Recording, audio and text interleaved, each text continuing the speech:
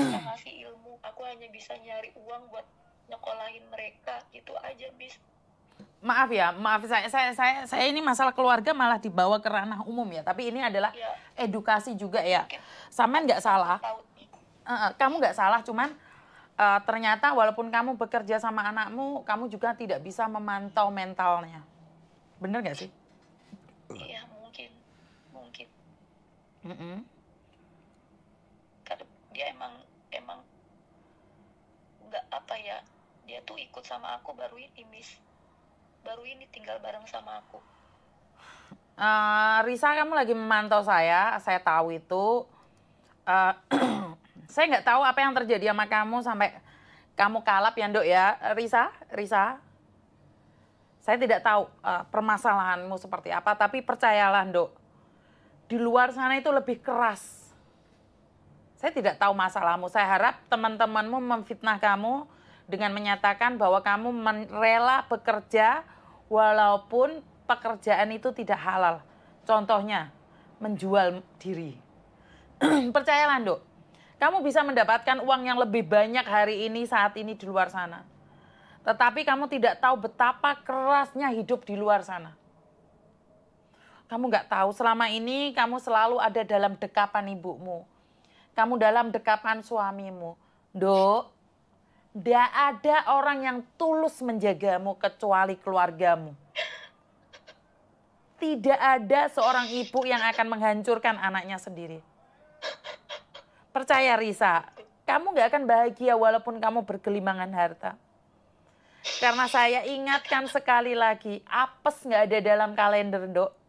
Saya masih ingat banget ada anak keluar dari rumah majikan 2 bulan kabur, Nduk. 2 bulan kabur, Nduk. Meninggal dunia karena overdosis. Jangan merepotkan orang. Kamu jualan sekali kalau kamu bisa selamat dari dosa.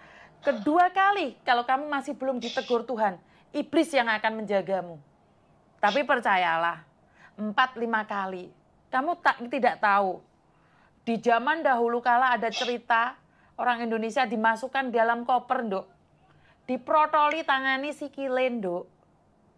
Di luar sana keras, Nduk. Risa Mulyo golek ana ibumu, Nduk.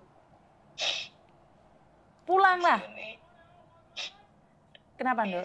Iya. Biarin aku ngomong di sini.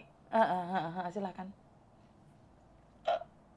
Mama menghubungi Miss Yuni, bukan Mama ingin menjelek-jelekan kamu di media sosial, Kak. Bukan.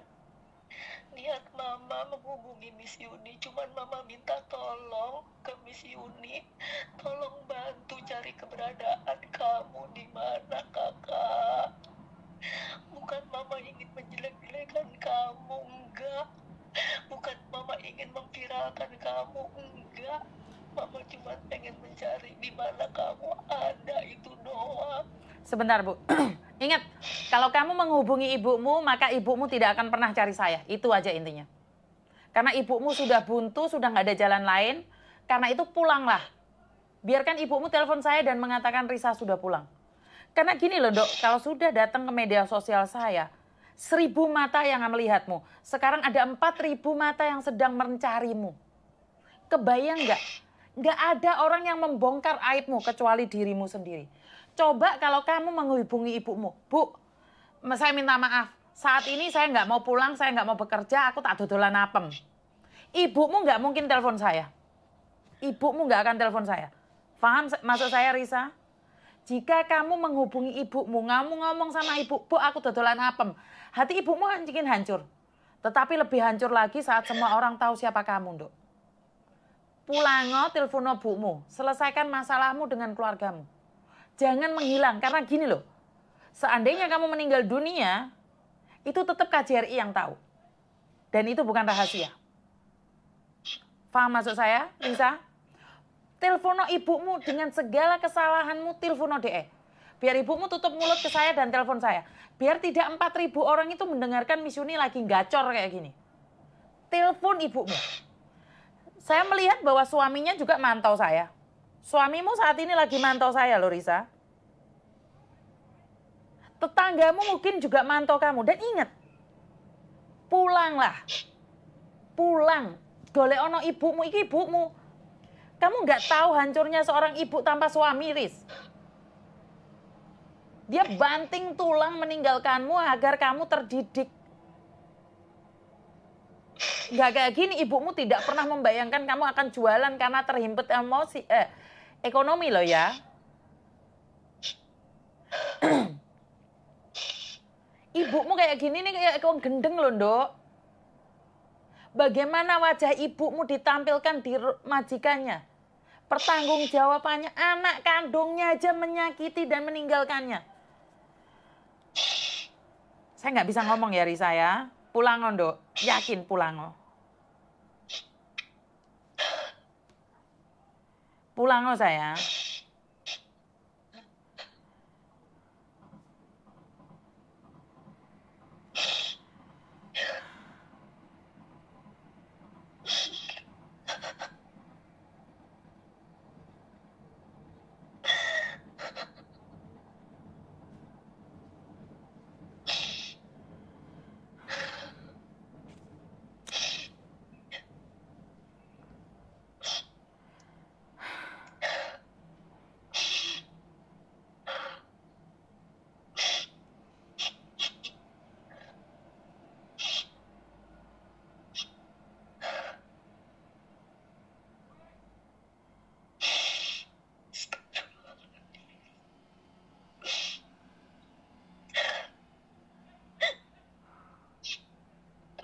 Harus gimana, Miss? Saya gini, Bu. Mbak, ya saya minta maaf ya. Satu, Risa memantaumu. Tapi dia nggak mau muncul. Iya. Apa yang bisa saya katakan? Ya udah. Biarkan. Biarkan. Iya. Iya. Biarkan saja. Tutup aja. Tutup aja pencarian melewat Miss Yuni. Iya, sudah ditutup aja. Majikan udah serahkan sama majikan dan agent aja, iya. Karena saya udah nggak bisa berkuasa apa-apa lagi. Iya, betul. Walaupun saya seorang ibu, tapi ini urusannya bukan ibu. Iya. Ini urusannya dia jadi TKW di negara orang. Jadi urusannya dengan agent dan majikan gitu aja. Aku serahin aja semuanya sama agentnya dan majikan.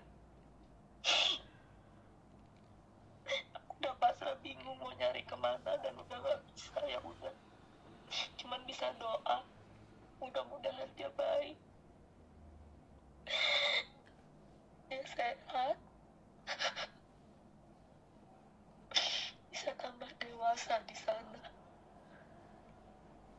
Pesan mama, ingat anak-anak, kamu gak usah ingat mama, karena mama udah bawa anak. Mungkin umur mama yang istilahnya nggak bisa lama nemenin kamu, tapi ingat anak-anak kamu yang masih kecil-kecil itu aja, Kak. Udah, itu pesan mama. Jangan sakiti hati anak-anak, biarin cukup mama aja yang ngerasain seperti ini.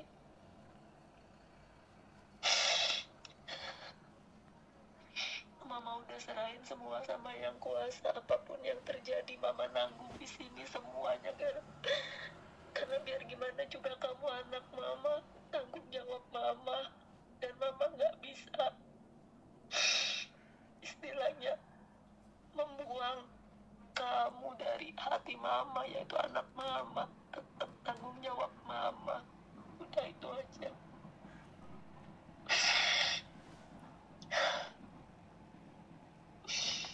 Cuman yang mama mau bilang sama Miss Yuni, saya nggak pernah memakai uang apa yang dia pinjam. 1.000 perak pun aku nggak pernah pakai dan tidak pernah tahu dia pinjam atau enggaknya di luar. Saya nggak ngerti karena saya nggak mengikuti dia di saat libur. Kita nggak bareng liburnya. Mungkin kalau libur kita bareng, saya masih bisa mengikuti dia.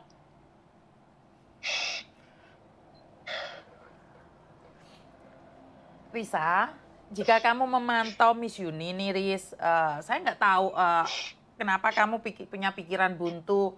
Kamu ke luar negeri itu atas nama orang tuamu, atas nama majikanmu, kamu masih punya utang. Apakah kamu kira dengan kabur itu orang tuamu tidak akan membayar utangmu?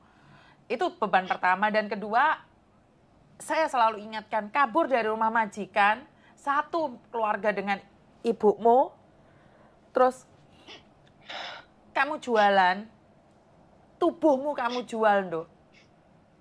Kalau kamu sehat selamanya nggak apa-apa, Nduk. Saya harap ini adalah fitnah buat kamu ya.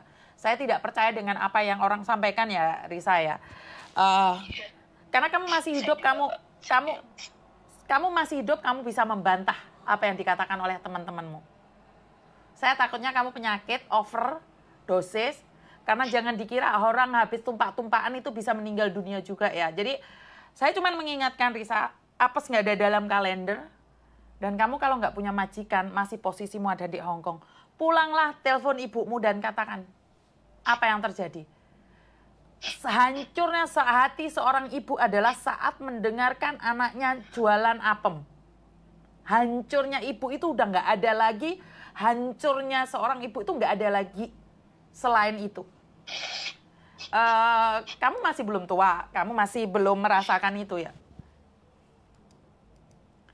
Tentunya ibumu membesarkanmu, cita-citanya adalah bekerja, menikah, punya anak, dan hidup selayaknya manusia biasa.